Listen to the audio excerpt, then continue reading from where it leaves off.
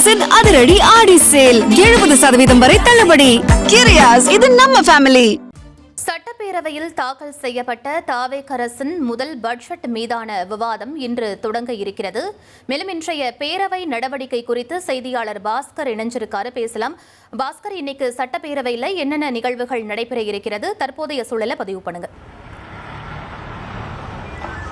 தமிழக சட்டப்பேரவை இன்று காலை 9:30 மணிக்கு கூடுகிறது. சட்டமன்ற உறுப்பினர்கள் அவை நடவடிக்கையில் பங்கேற்பதற்கு வருகை தந்திருக்கிறார்கள். அமைச்சர்களும் வருகை தரக்கூடிய காட்சிகளை பார்த்துக் கொண்டிருக்கிறோம். தமிழக முதலமைச்சர் தற்போது தலைமைச் செயலகத்துக்கு வருகை தந்திருக்கிறார். தமிழக சட்டப்பேரவை இன்று காலை 9:30 மணிக்கு கூடியதும் மறைந்த முன்னாள் சட்டமன்ற உறுப்பினர் சுருளிவேல் மறைவுக்கு இரங்கல் தெரிவிக்கப்படும். அதைத் தொடர்ந்து மறைந்த பாக்கியராஜ், ஜானகி, புவியரசு, பூமணி ஆகியோர் மறைவுக்கு இரங்கல் தெரிவிக்கப்படுகிறது. அதைத் தொடர்ந்து தமிழக சட்டப்பேரவையில் வணிக வரி திருத்த சட்ட முன்வடிவை லோகேஷ் தமிழ்ச்செல்வன் அவர்கள் பேரவையில் அமைச்சர் தாக்கல் செய்கிறார். அதைத் தொடர்ந்து அரசினர் தனி தீர்மானம். இந்த அரசினர் தனி தீர்மானம் என்பது முக்கியத்துவம் வாய்ந்ததாக இருக்கிறது. மத்திய அரசு மாநில அரசுக்கு கொடுக்க வேண்டிய நிதி பகிர்வு தொடர்பாகத்தான் மத்திய அரசை வலியுறுத்தும் வகையில் தமிழக அரசின் சார்பில் அரசினர் தனி தீர்மானம் என்பது நிதியமைச்சர் மரிய வில்சன் மூலமாக இன்று முன்மொழியப்பட்டு அதன் மீதான விவாதங்கள் நடைபெறும். சட்டமன்ற உறுப்பினர்கள் அதற்கு பல்வேறு விதமான அந்த அரசினர் தனி தீர்மானத்தின் மீதான பல்வேறு விதமான கருத்துக்களை பேரவையில் பதிவு செய்வார்கள்.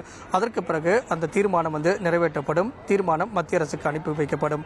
மக்கள் தொகை அடிப்படையிலும் அதே நேரத்தில் மனிதவள மேலாண்மை அடிப்படையிலும் தமிழகத்தில் பல்வேறு விதமான தொடர் நடவடிக்கைகள் எடுக்கப்பட்டு வருகிறது. ஆனால் மத்திய அரசு தமிழக அரசுக்கு கிடைக்க வேண்டிய நிதி பகிர்வில் பல்வேறு நிலுவைகள் இருக்கிறது.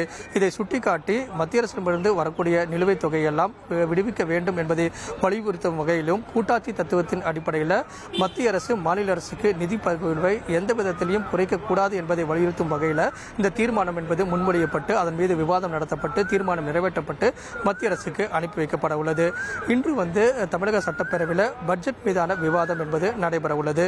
இருந்தபோதும் தமிழக சட்டப்பேரவை கூடியதும் 9:30 மணிக்கு அவை நடவடிக்கைகளில் முக்கியத்துவம் வாய்ந்த சட்டமன்ற உறுப்பினர்களுடைய கேள்வி நேரம் இன்று இல்லை.